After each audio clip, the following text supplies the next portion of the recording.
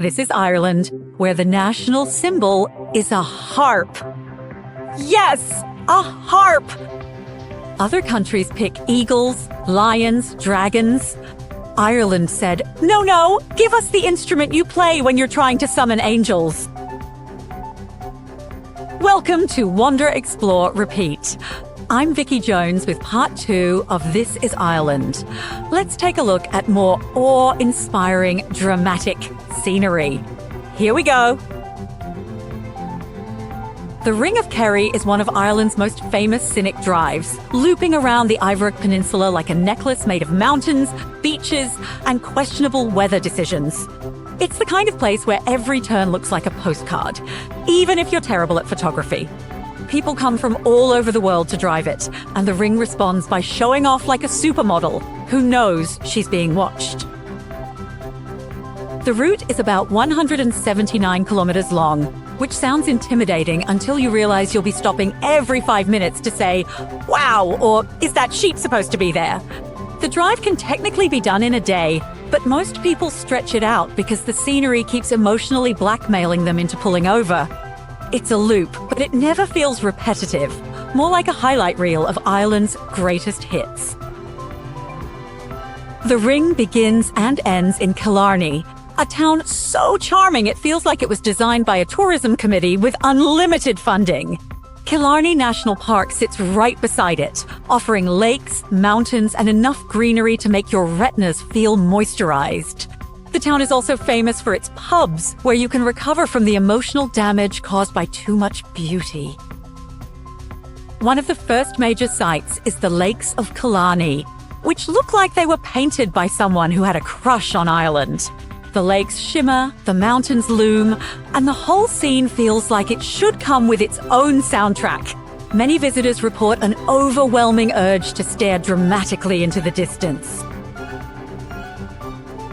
The Ring of Kerry is also home to Muckross House, a Victorian mansion that screams old money even though it's now a museum.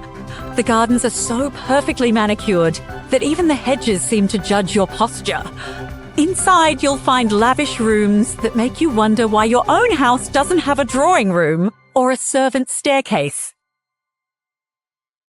As you continue along the route, you'll encounter Torque Waterfall, which is exactly the kind of waterfall you'd expect Ireland to have. Dramatic, mossy, and slightly mysterious. It's surrounded by woodland that feels like it's hiding fairies, or at least a few very confused tourists. The sound of the water is soothing enough to make you forget how many steps you climb to get there. The ring is famous for its narrow, winding roads, which are best described as character building. Buses, cars, cyclists, and sheep all share the same space, creating a traffic ecosystem that defies logic. If you survive the drive, you earn bragging rights and possibly a mild adrenaline addiction. Sheep are a recurring theme along the Ring of Kerry, and they behave like they own the place. Because they do. They wander across the road, pose on cliffs, and stare at tourists with the confidence of creatures who know they're adorable. Many visitors leave with more photos of sheep than of their own families. The village of Kenmare is one of the gems along the route, known for its colourful buildings and artisanal shops. It's the kind of place where you can buy handmade crafts, gourmet chocolate, and a scarf you absolutely don't need but will convince yourself is essential. Kenmare also has fantastic restaurants, making it a perfect lunch stop. As you head toward the coast, the scenery shifts from forested mountains to rugged Atlantic views. The coastline is wild, windswept, and occasionally dramatic enough to make you feel like you're in a fantasy movie. The waves crash, the cliffs rise, and the wind tries to steal your hat. The Skellig Ring, a side loop off the main route, offers some of the most jaw-dropping views in Ireland. It's narrower, wilder, and somehow even more dramatic than the ring itself. Many people say the Skellig Ring is the best part, like a bonus level for those brave enough to attempt it. From the Skellig Ring, you can see Skellig Michael, a jagged island that looks like it was designed by a video game developer with a flair for the dramatic. It's home to an ancient monastery and a colony of puffins who act like they run the place. The island also appeared in Star Wars, which means it now has permanent celebrity status. The village of Port Magee serves as the gateway to Skellig, and it's as charming as a postcard dipped in Irish sunshine. Colourful houses line the waterfront, and fishing boats bob gently in the harbour. It's the kind of place where time slows down, mostly because the locals refuse to rush. Valencia Island is another highlight, connected to the mainland by a bridge that feels like a portal to a quieter world. The island is home to slate quarries, prehistoric footprints, and views that make your camera weep with joy. It's peaceful, scenic, and just remote enough to feel like a secret.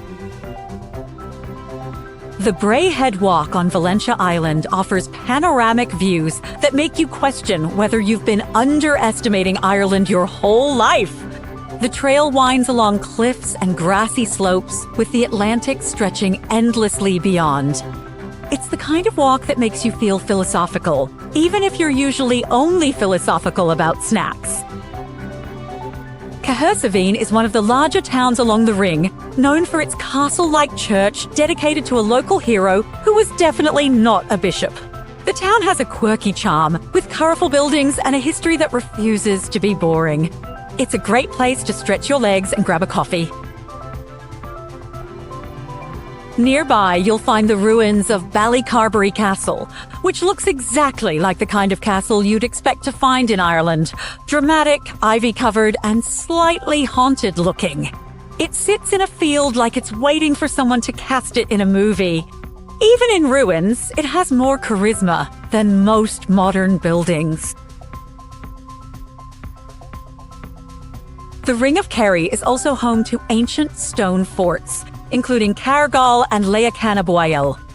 These circular stone structures date back over 1,000 years and look like they were built by people who really loved stacking rocks. Walking through them feels like stepping into a time machine powered by imagination. As you continue along the route, you'll encounter beaches that look tropical until you touch the water and remember you're in Ireland. The sand is golden, the views are stunning, and the temperature is refreshing in the way that only Irish water can be. Still, brave souls and children seem immune to the cold. Ross Bay Strand is one of the most beautiful beaches on the route, stretching for kilometres along the coast. It's perfect for long walks, horse riding, or contemplating your life choices. The waves crash rhythmically, creating a soundtrack that pairs well with deep thoughts or snacks.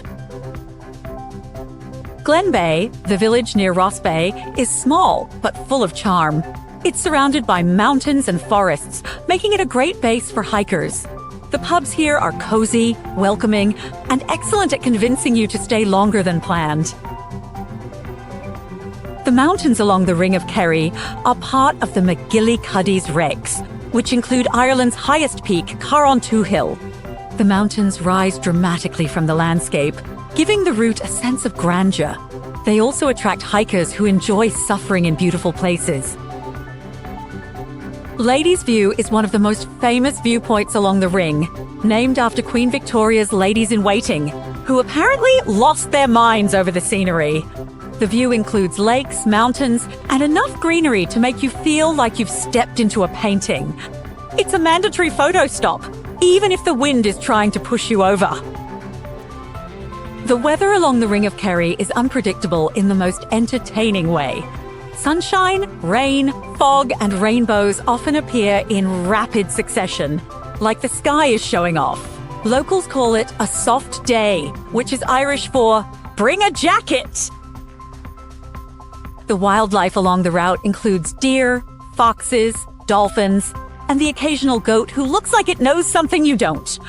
Birdwatchers love the area for its variety of species, while casual visitors mostly enjoy the animals that wander into their photos. The sheep, of course, remain the undisputed stars. The Ring of Kerry is also rich in folklore, with stories of fairies, giants, and ancient heroes woven into the landscape. Every hill seems to have a legend, and every lake has a tale of something mysterious lurking beneath. Ireland never misses a chance to add a little magic to the scenery. The food along the Ring is surprisingly fantastic, with seafood being the star of the show. Fresh fish, creamy chowder, and homemade bread appear on menus everywhere. Even the simplest meals taste better when paired with Atlantic views. The pubs along the route are warm, lively, and full of music. Traditional Irish sessions break out regularly, featuring fiddles, flutes, and people who look like they were born holding instruments. It's impossible not to get swept up in the atmosphere. Driving the Ring of Kerry is a rite of passage for many visitors. A journey that combines beauty, history, and mild terror, thanks to the narrow roads. But every moment feels worth it, from the sweeping views to the tiny villages that seem frozen in time. It's a drive that stays with you long after you've left. In summary, the Ring of Kerry is a masterpiece of nature, culture, and Irish charm. It's dramatic, peaceful, wild, and welcoming all at once. And whether you're there for the scenery, the stories, or the sheep, it never disappoints. I'm Vicky Jones, and I'd like to thank you for joining me on part 2 of This is Ireland. Please like, subscribe, and let me know in the comments what you thought or what you'd like to see. Cheers till the next episode.